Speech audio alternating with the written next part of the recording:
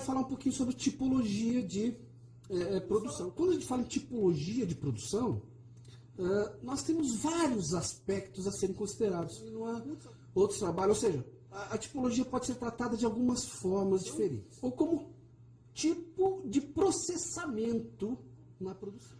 Hoje nós vamos falar um pouquinho sobre o tipo de processamento. Eu tenho um capítulo de livro escrito, eu vou pôr em PDF esse capítulo, só esse capítulo lá no site. Vou passar sobre sistemas produtivos industriais, capítulo. E lá a gente fala bastante dos ambientes de demanda, porque os ambientes de demanda influenciam sobremaneira o tipo de produção que a gente vai aplicar. E hoje nós vamos ver alguns desses tipos.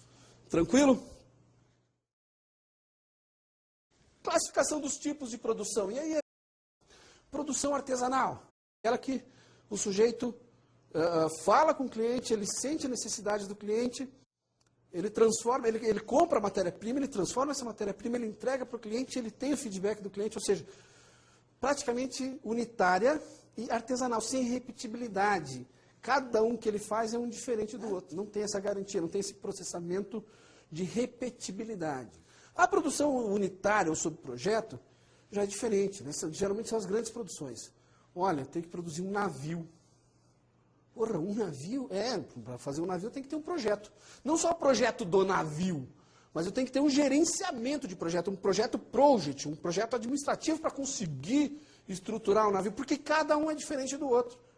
Cada produto é diferente do outro, você não tem repetibilidade de novo, você não tem fabricação de navio em série. Ou de um apartamento, as condições do terreno, as condições do local, da onde vem o sol, da onde não vem, geralmente grandes produtos. Produção em lotes sob encomenda, e aí eu já tenho lotes um pouco maiores, exemplo de produção em lotes, geralmente ferramenta, aquela que fornece moldes, é aquela que fornece buchas especiais para determinadas utilizações, é aquela que faz pequenos lotes de processos que vão funcionar dentro da minha organização, geralmente não vão compor o meu produto, mas vão compor o meu processo de alguma forma. Já a produção em massa, né, o famoso Fordismo, é justamente a linha de montagem, a linha de produção. Então, você tem um layout específico, você tem organização da fábrica específica, você tem acondicionantes específicos no seu processo. Por quê? Porque você produz em larga escala. Qual é a característica principal dela?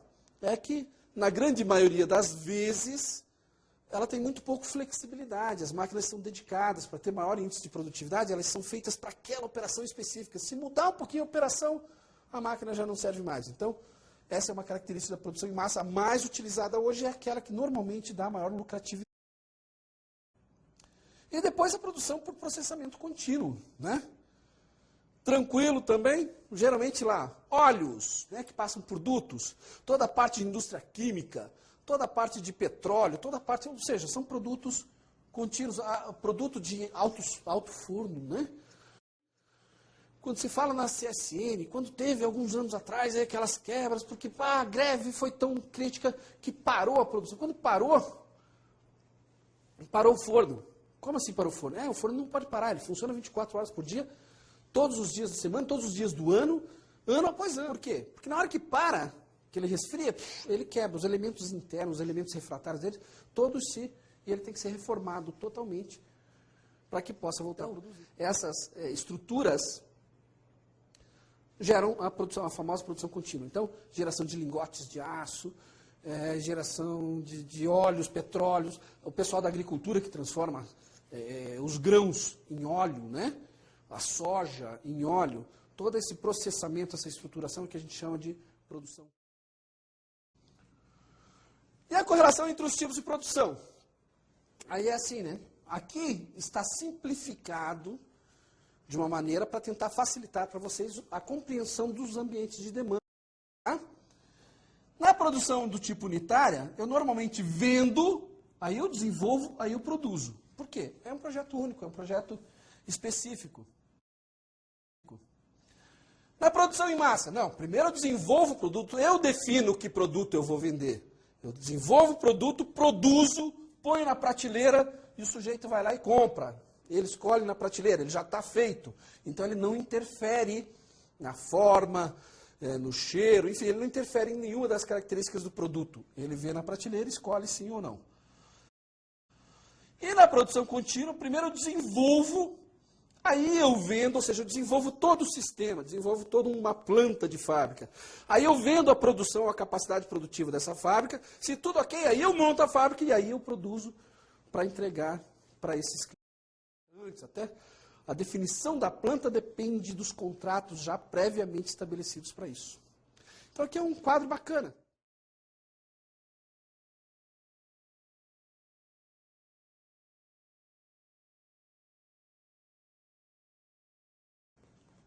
E aí eu tenho a famosa função produção. Ou seja, o que representa a função produção? Se positiva, você consegue melhores estratégias da empresa em produtividade e qualidade, né? Receita. Se negativa, pode ser fonte inesgotável de problemas dentro da organização. Então, a função produção é vital. As necessidades implícitas e explícitas dos clientes têm que ser consideradas sempre como base para isso. E o desdobramento da função qualidade, a famosa QFD. Ou seja, a internalização das informações do mercado também são fatores primordiais para a definição desse ambiente. Ou seja, estabelecer os processos que eu vou utilizar, traduzir as necessidades dos clientes, e aí eu uso a QFD para isso, é uma das ferramentas para isso, internalizar as informações das organizações, tratar as informações de benchmarking do mercado, isso é vital dentro da organização. E, por fim, chegamos nos famosos objetivos da função produção.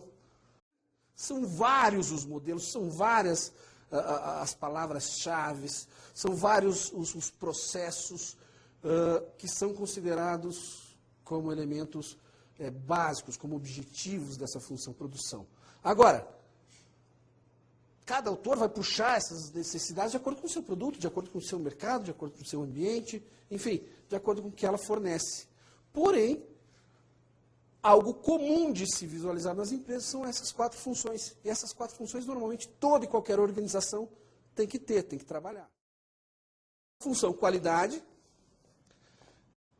a função produtividade. O que é a função produtividade? É a maximização dos meus processos. Como é que é isso? É a maximização da eficiência dos meus processos. O que significa isso? Olha, o quanto eu recebi no final da história? Eu recebi X milhões. Quanto eu gastei para poder produzir esses X milhões? Foi $500 mil. Então, divide X milhões por $500 mil e eu vou ter um fator geralmente maior que 1. Se for inferior a 1, eu estou levando prejuízo. Então, toda organização para coexistir, para continuar existindo, precisa ter um fator de produtividade superior a 1. Por quê? Porque ele mede tudo que ele tem na saída dividido pelo que custou para ele fazer, ou seja, tudo que foi batido na entrada. A flexibilidade é algo extremamente importante. A capacidade do seu cliente influenciar, pedir alguma alteração, pedir algum ajuste, pedir algum acerto no material que ele recebe, isso aí é importantíssimo hoje. Até uma variação em função de demanda de mercado, ele mudar porque ele achou mais bonito e tem mais comércio. Tá?